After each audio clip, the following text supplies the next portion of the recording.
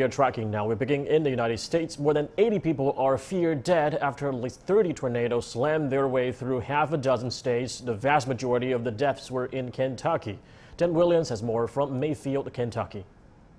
For as far as the eye can see, there's just block after block of complete devastation, complete destruction, buildings completely leveled, blocks of rubble just completely lining the streets here. Now, it has to be said, the full scale of the damage, well, that's still being assessed, but the death toll continues to rise. The emergency crews, they're continuing their search, but the Kentucky governor, Andy Beshear, says it will be a miracle for them to find any people still alive as well. But that search rescue does continue here throughout the night, even though the temperatures are continuing to fall here.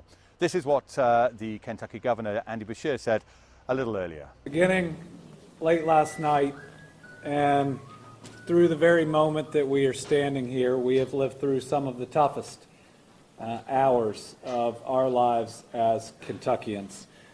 This event is the worst, most devastating, most deadly tornado event in Kentucky's history. Well, in all, we know that around 30 tornadoes, we think, ripped through this area, as well as across 5 other states as well, including an Amazon factory in Illinois, which also saw 6 people killed there. But this town, this city of Mayfield, this is really, as you say, the epicenter of the destruction. President Biden saying that they will do everything it can in order to assist, and certainly this the signing of a federal emergency disaster declaration means that these extra resources now can be released. Now, as far as the emergency agency FEMA, well, they are expected to be on the scene later on Sunday, and you have to remember that here the fire station was damaged, the police station was damaged, so they will be very much supplying much needed equipment as this search and rescue process continues. And of course, then begins that rebuilding process as well, which is going to, it's already, as I say, getting cold here, and as we approach winter, there's going to be further challenges ahead as this community grapples once again to understand exactly what happened here on Friday evening. A candle factory in Mayfield, Kentucky has almost been demolished after tornadoes hit, trapping dozens of people, including Kiana Parsons Perez. She went live on Facebook asking for help and was finally rescued.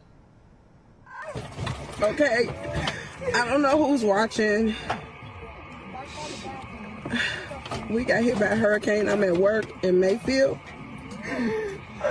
and we are trapped. Please, y'all, get us some help. We're at the candle factory in Mayfield. Please, please. It was extremely scary. It was extremely scary. Everything happened so fast. They had us in the area where you go in case there's a storm, and we were all there, and then the lights got to flickering, and then all of a sudden we felt a gust of, we could feel the wind, and then my ears kind of start popping, you know, as they would, as if you're on a plane. And then we did like a little rock, like this way, and then boom, everything came down on us, and all you heard was screams and just hollering, and trying to figure out what to do. And it was absolutely the most terrifying thing I've ever experienced in my life.